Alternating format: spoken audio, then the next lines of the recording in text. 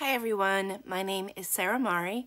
I'm one of the librarians at Portland Public Library in Portland, Maine, and I'm here today to continue reading the first book of Protector of the Small, First Test by Tamora Pierce, published by RandomHouse. We're going to pick up where we have left off with Chapter 10, The Royal Forests. The morning's ride into the Royal Forest seemed more like a picnic expedition than training. The pages were silly and giddy. They snatched at leaves, pushing each other and telling jokes. Riding at the front of their column with Hakoon, Wilden ignored them. Cal was at the end of the line because Peach Blossom tolerated another horse and rider near him for just so long. Neil, Merrick, Prince Roald, and Ada would keep her company for a time and then move off to give the big gelding the solitude that he clearly desired. Cal noticed clouds gathering before lunch. Few of the boys had. They were shocked when it began to pour in mid-afternoon. "It's not like the rain's a surprise," Cal murmured to her mount, "and it's not like they weren't used to being muddy." She preferred being wet to being muddy, although she knew she wouldn't feel that way after dark when it got cold. They followed a broad, well-traveled track most of the day. Wilden halted the column when they reached a wide clearing with an immense ancient oak at its center.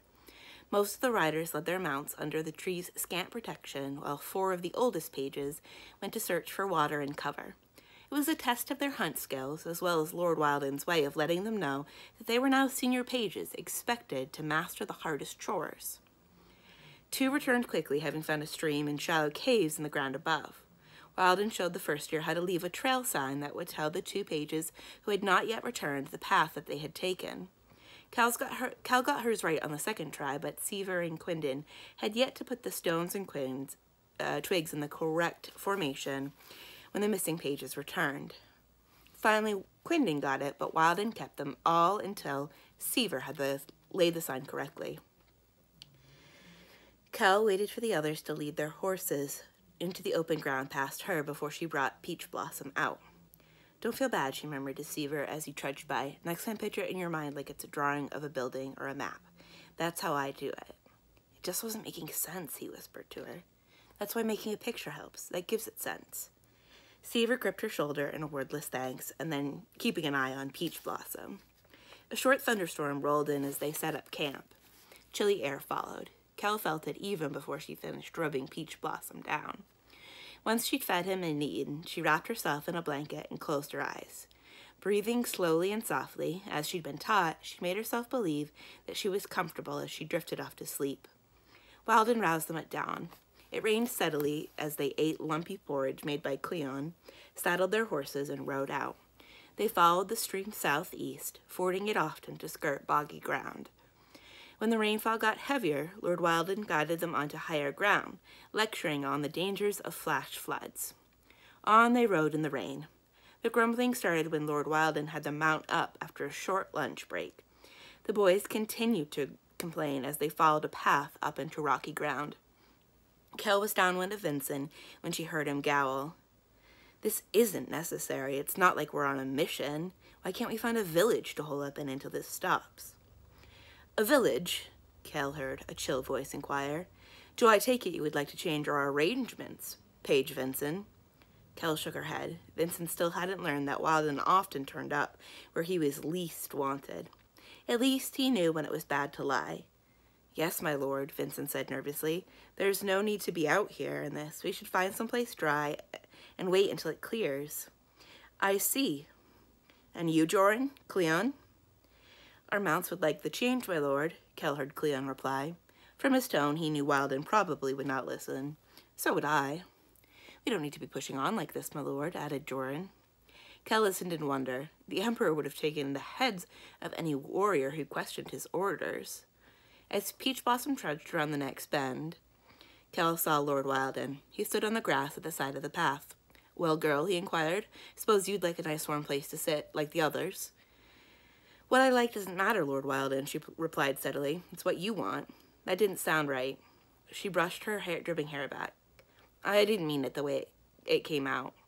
After a pause, he asked, "How did you mean it?" "You're the warrior in charge," she explained. "In battle, you could hit me or put me in irons if I questioned you. Why should you let me do it now? Enemies could be out to jump us right here, and you wouldn't hear them because you'd be talking to me." Someone chuckled. Hakun, the Shang horse. He'd been riding with the pack animals since lunch and had now come up behind Kel. Whatever you think of us Yamanis, Lord Wilden, we know to train even young warriors, though I expected no less from Elaine of Midland's daughter, he told Kel in bow. She bowed in reply. It was easy to accept a compliment to her mother. What has her mother to do with anything? Wilden asked tiredly. You don't know us, the Shang warrior. It's the reason our emperor agreed to a treaty and marriage with Tortle. 5 years ago, Elaine of Midland caught Scanran pirates stealing our most sacred objects. She rescued the god swords and protected them from recapture until the Imperial Guard arrived. I believe Killadry was there, were you not? Kel nodded. After that fight, the Emperor had welcomed her entire family into his inner circle, on the same level as the greatest families of his realm. You have much in common with Lady Elaine, my lord, said Hakun with a needling smile. What weapons did she have? Wilden asked after a moment. A glaive, my lord, Kel replied in a low voice. Wilden grunted. He swung into his saddle and rode up the trail. Hakun smiled at Kel. Nice if you'd let your friends ride pillion. He winked and rode away. Her friends? Kel twisted to look behind her. Sparrows clung to her bedroll and saddlebags. They came and went rapidly, so they were hard to count, but she decided 10 or 11 of them were on Peach Blossom or in the air. Bright Mithros, she breathed. Don't tell me food is so short that you thought that you had to follow me. One female peeped at her and fluttered around to perch on the front of Kel's saddle. It was Crown. The pickings are going to be very lean, Kel warned. Crown peeped again and turned so that she could watch the road ahead. Kel heard the training master at the head of their group. We stop when I say stop and batten on to a village when I say to, he called, his voice clear even in the rain. If you're riding in answer to a call for help, you can't pick your weather. And what if the village is low on food? Do I saddle them with your appetites and those of your mounts? Knights provide for themselves on the road. If the village has extra food, you pay for it. But I'll tell you right now, at this time of year, many have no surplus. Use your heads and keep riding. It was even colder than it had been the night before. Everything was soaked. To Kel's surprise, Lord Wilden allowed Prince Royal to use his magic to start 2 large fires. Perhaps his lordship decided that we were practical enough today, and he would like to be warm, she thought. She fed her sparrows from the trail bread that had been with the pack horses. At least the general supplies had been packed in oiled cloth to shed the wet. Everyone hung their blankets near the fires to dry. The cloth was still damp, but warm as the weary riders wrapped the blankets around their bodies and went to sleep. To everyone's relief, the next day dawned bright and clear. The group set out after breakfasting on lumpy porridge. It was not quite noon when they entered a broad clearing, startling a herd of deer into flight. There stood a longhouse built of logs with a rough stable behind it. Home for the next 2 months, Lord Wilden said. Stable your mounts, care for them properly, and then assemble with your packs. Once they had gathered in front of the house, Lord Wilden took them inside. It was a shed more than a house. There were 2 hearths, no chairs, benches, tables, or beds. They could sleep on the floor or in the clearing outside, Lord Wilden told them. There were chores to be done, chimneys to be inspected and clear, a winter's accumulation of trash to be swept out. Pages were delegated to fetch water and gather firewood from the forest floors. Sergeant Ezekiel showed the first years how to dig latrines, then ordered Quindon and Seaver to set up one for the boys. Once they had gone, the sergeant turned to Keldry. Find a protected spot on the opposite side of camp from the boys' latrine, and dig one for use by you and the Shang Wildcat, he ordered. Also, you are to sleep where she does. If she wants to sleep outdoors, that is what you do. Do I make myself clear? Kel nodded. Yes, sir. Ezekiel gave her a shovel. Dig well away from the stream. Kel scouted for a good spot in a clump of bushes and dug a trench as the sergeant had instructed. Once she was done, she found Ada Bell and showed her the latrine. In her turn, Ada showed her where she had already hung a hammock between 2 sturdy trees. The Wildcat offered Kel the use of a spare hammock, but Kel preferred to sleep on the ground. A grassy patch close by would make her bedroll as soft as a mattress. Together they stretched a piece of canvas over the area to keep off the wet. Lunch came next. Cold meat, trail bread, and dried fruit. Lord Wilden told the pages that they might do as they wished for a while, provided that they didn't stray too far from the house.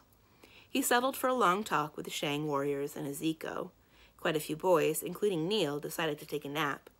Kel was considering a nap of her own, but decided she needed to try out her latrine first.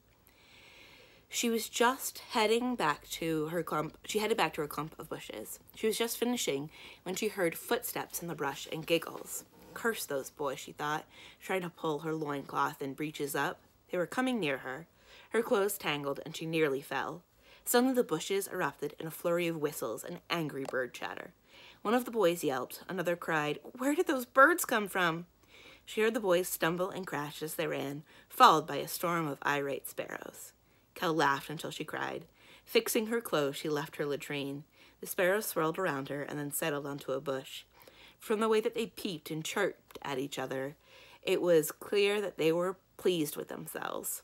On her way back to camp, Kel was about to pass a thick boiled tree when she heard a rasp of cloth on bark. It was an easy enough warning. When Joran lunged at her, wrapping an arm around her throat, she was ready. She slid from his grasp, bringing him up and over her back in a combination twist and pull. Straight into a holly bush he went. It was a throw that she'd learned on the island, not one that they had been taught by the two Shangs. "You'd think he'd see by now that I have a few tricks to me," she thought as he thrashed in the holly. The sparrows, hearing the noise, came racing to Kel. They darted at Joran in single attacks, screeching in fury. "Stop it," Kel told them. "Let the bushes peck him." To her surprise, the birds obeyed. Kel watched Joran for a few moments, thinking. Finally, she walked over to him. "You do no credit to Lord Wilden mucking about like this," she said, keeping her face Yamani smooth and emotionless. He reached for her with a snarl. Kel stepped back. He was none too pretty now. His fair skin was scratched by sparrow and holly, his flaxen hair a rat's nest, and rage twisted his face. "He'll prize anyone who gets rid of you," Joran snapped, fighting the bush to get at her. "He said that?" she asked.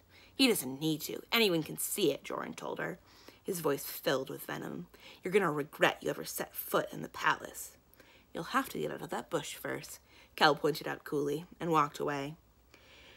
When she reached the camp, she saw that Quindon and Garvey sported facial scrapes and peck marks. "Nasty scratches," she remarked. "You should have them looked at." Quindon at least had the shame to look away. She left them to curry Peach Blossom and do some hard thinking. Was Joran right? Did Lord Wilden want to be rid of her so badly? And if that were the case, perhaps she ought to quit now and go home. That made her pause in her grooming. Peach Blossom looked at her, and when she did not instantly resume work, he gently clamped his jaws around her forearm. Kel nodded grimly. Peach Blossom was right. She had to hang on. She had to fight even harder. There was still time to convince everyone that she belonged here. "Everyone assemble," Wilden called as she was putting her brushes away. "Time to get to work." Once he'd gathered the pages, he assigned them to groups. There was at least one third-year page and one of the first years in each. The older pages were to start teaching the new ones how to create maps. The two Shang warriors and Sergeant Ezekiel would roam, checking on them. Wilden sent all but one of the groups from the clearing to map different pockets of ground on the other side of the ridge that sheltered the clearing in the west and south, or on the other side of the broad stream that bordered the clearing in the north and the east. The remaining group included Kel, Neil, and Cleon. "You are going to find a vantage point that overlooks this clearing," Wilden told them. "You'll map the area, including prominent features such as rock formations and the stream. Once you come down, you will paste the dimensions between the feature and mark them on your map. Cleon's done it before." The two boys scrambled up. Wilden pointed to a nearby chestnut, one that grew on the clearing's edge near the stream. "Start climbing," he ordered. The two boys scrambled up with ease, finding plenty of hand and toe holds. Kel stared at the tree, shaking. "I issued an order," Lord Wilden said quietly. "That tree will grow no shorter." Maybe he won't get rid of me because I'm afraid of heights, Kel thought. It had been her fear ever since that first run on the palace wall. He's giving me a chance to handle it, so if I want to convince him, I deserve to say, this is where it starts. She made herself walk to the tree and put her hands on it. It was solid and reassuring, an old tree. Where the trunk sank into the earth, the roots were mounded, giving her a step up. She rested her foot against one knob, making sure that her foot would not slip, and then lunged up to grab the first low-hanging branch that would take her weight. Eyes shut, she mounted that branch like she would Peach Blossom and straddled it, facing the trunk. She rested her forehead against its bark and felt around for the next highest branch. "Caladry," whispered Cleon from somewhere high above. "Neil, is she coming?" "You boys start mapping," ordered Lord Wilden. This isn't so bad, Kel told her as she shook so hard that her teeth clicked her lip. This isn't so bad, Kel told herself, though she shook so hard that her teeth clicked together. Opening her eyes a hair, she glanced up and saw the next branch. What's the next step, probationer? Demanded Wilden. Stand, she whispered. She must if she wanted to grab the upper branch. Then do so. Kel took a breath, shut her eyes once more, and clutched the trunk. Wobbling, she got one foot under her and pushed up. She slid her palms higher, jamming her fingertips into her target. Wrapping her arms around it in a death grip, she pulled herself into a standing position. Mount up, ordered the calm voice below. It steadied her. Without opening her eyes, Kel tightened her grip on the higher branch and swung herself up onto it, again as if she mounted a bare-backed peach blossom. Next branch, ordered Lord Wilden. You're nowhere near the top. I knew that, Kel whispered to herself. I did. She heard a rustle and a soft, cheeping sound. Crown lit on a twig near her face, peering at Kel as if worried. A series of light impacts told Kel the rest of the flock had landed on her shoulders and clothes. Shoo, whispered the girl. You can't help, though I'm glad you want to. Are you praying up there, probationer? Demanded Wilden from below. Please, Shoo, Kel told the birds. Go see Neil. He'll like some company, I bet. The flock took off, leaving Crown behind. A moment later, Kel heard Neil cry, Where did these birds come from? That tickles. And Cleon started to laugh. She looked up to see the boys and saw the next large branch instead. If I stand, she thought, I can swing myself onto that branch like I did this one now. I think I have it now, she told Crown. Looking up was easy. She could at least see where she wanted to go. Kel refused to think how she was going to climb down. She inched forward until she could hold onto the trunk. Bracing herself, she stood. One foot slipped. Instinctively, she opened her eyes to place it better. The ground on one side of the chestnut fell away sharply. 15 feet below her position lay the stream that ran along the clearing's edge. The water, studded with rocks, swayed before her eyes. Her ears rang. Terror swamped her. She wrapped her arms around her branch and froze as Crown chattered in alarm. In the end, Neil and Cleon had to climb down to help her out of the tree. When Kel at last stood before Lord Wilden, he told her, You have to disarm your fear, or it will disable you. Kel nodded miserably. Was there a polite way to say that she was about to be sick? You will climb this tree every day. If we cannot cure you of your fear, you must learn to work despite it. Do you understand? Wilden eyed her and then added, If you must vomit, bury it when you're done. A knight hides all signs of his presence as much as he can. Kel nodded and went behind a bush. When she was done, he ordered the three of them to start mapping the clearing on foot. As always, the training master was as good as his word. Each day, in addition to working with her teachers and Peach Blossom, he sent her into the chestnut tree. There was no set time for the exercise. He might order to do it first thing in the morning or even after dark, to report on the animals she heard. Sometimes the boys were off doing their other tasks. Often they were not. Kel learned to ignore their jokes and listened only for Lord Wilden's order. He always watched when he sent her into the tree. So did the sparrows, unless it was after dark. I'll never be able to eat chestnuts again, the girl told Neil after a few weeks of climbing. Well, she had thrown up less in the weeks as they had passed. It still happened. That day, a high wind tossed the branches, making her slip repeatedly. Once she was safe on the ground, she brought up what felt like 100 meals. A fine way to celebrate my birthday, she thought, as she buried the mess under leaves. She had remembered that she turned 11 that day as she clung to a swaying branch. This is sheer torture, Neil snapped. He's trying to make you quit. That way no one can say that he got rid of you, even though you do as well as the rest of us. It was strange to hear Neil voice the same thoughts as Joran. He's teaching me to work through it, she said, rinsing her mouth with a handful of cold water. She had to do it twice. The first time she had trembled so badly that most of the water spilled from her palm. I climbed 23 feet today. With all of the pages watching and making jokes and betting on where you'd freeze up, he's trying to make you quit, insisted Neil. Kel looked up at him and sighed, and I'm not going to let him. You don't have a choice. He hates you, Neil told her, exasperated. The king forced you on him. He made sure the lioness couldn't even go near you. Kel stared at him, not sure that she had heard correctly. The lioness what? Neil sighed. She told father. Lord Wilden got the king to order her to stay completely away from you. He said it would be favoritism, since she'd never shown an interest in the pages before. He even suggested that Lady Alana might, you know, Neil twiddled his fingers to suggest magic, to help you. It was suddenly hard for Kel to breathe. You mean she doesn't hate me?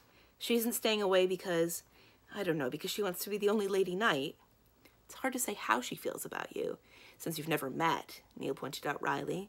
But father says she's never been so angry with the king for so long. I guess it would seem like she played favorites, Kel remarked slowly. That wouldn't be fair. But why did he put me on probation if he meant to be fair to me? Neil looked at her soberly. Aren't you begging the question? Kel blinked at him. Can't you ever ask something right out instead of walking all around it? Begging the question means you state or assume something that hasn't been proven. In this case, you're assuming that the stump can actually think. That's not very useful, Neil, Kel said impatiently. If I were useful, you wouldn't know it was me, he replied loftily. In a quieter voice, he said, Anyway, now you know why you haven't seen the lioness. He patted her shoulder awkwardly and wandered off. Kel found a rock and sat, resting her chin on her knees. She had a great deal to think about. Early one morning at the end of June, Ada Bell rose Kel from a sound sleep.